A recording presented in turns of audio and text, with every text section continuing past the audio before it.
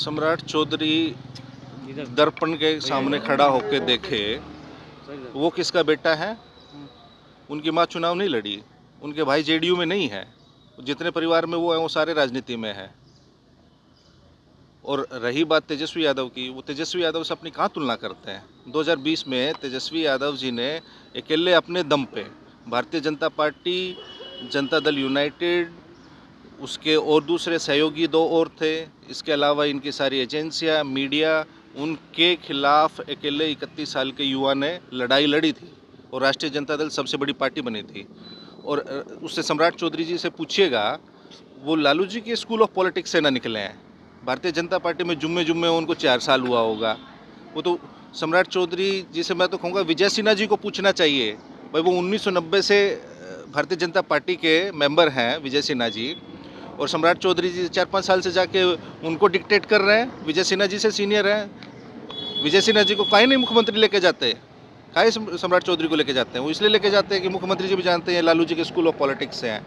उनको विजय सिन्हा और बीजेपी में जितने भी कोर जो बीजेपी के नेता है उन सबसे ज़्यादा, क्योंकि लालू जी के स्कूल से निकले हैं ना।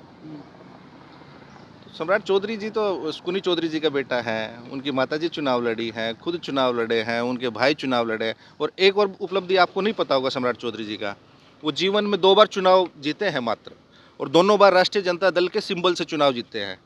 आखिरी चुनाव वो 2010 में जीते थे राष्ट्रीय जनता दल लालटेन के चुनाव चिन्ह से। उसके बाद से आज 2025 है, 15 साल से सम्राट चौधरी ने कोई चुनाव नहीं जीता है। और उससे पहले उन्होंने जीता था तो वो भी राष्ट्रीय जनता दल के चुनाव, और सबसे कम उम्र में राष्ट्रीय जनता दल ने उनको मंत्री बनाया था। राहुल गांधी को लेकर तो राष्ट्रीय जनता दल की उपलब्धियों का वो बखान करें, क्योंकि उनको जीवन में जो कुछ मिला है वो आदरणीय लालू प्रसाद जी और राष्ट्रीय जनता दल की वजह से ही मिला है, भारतीय जनता पार्टी की वजह से नहीं मिला उनको। राहुल गांधी के मिलने पर कह रहा है कि उनकी मानसिक स्थिति खराब हो गई है। जब लालू यादव से वो मुलाकात करने पहुंचे, इसको लेकर वो कह रहा है। वो जिनके साथ घूमते हैं उनकी मानसिक स्थिति के बारे में भी बोलते थे। आपकी आर्काइव में होगा, सम्राट चौधरी जी माननीय मुख्यमंत्री नीतीश कुमार जी के बारे में क्या क्या बोलते थे कि मानसिक रूप से ये अस्वस्थ हैं, इनका मानसिक संतुलन बिगड़ गया है। उनको उन्हीं का वीडियो ना आप दिखा दीजिए, हमसे क्या पूछ रहे हैं? वो तो सबके बारे में बोलते हैं। नीतीश जी के दिल में आरजेडी है, इसीलिए सम्राट चौधरी को लेकर घुमाते हैं। अब वो नीतीश जी से पूछिएगा ना। सब तो मैंने वही कहा ना, आप किसी भी पार्टी का प्रदेश अध्यक्ष हो, वो सब लालू स्कूल ऑफ पॉलिटिक्स के स्टूडेंट हैं। किसी पार्टी का उमेश कुशवाहा कहाँ से गए हैं?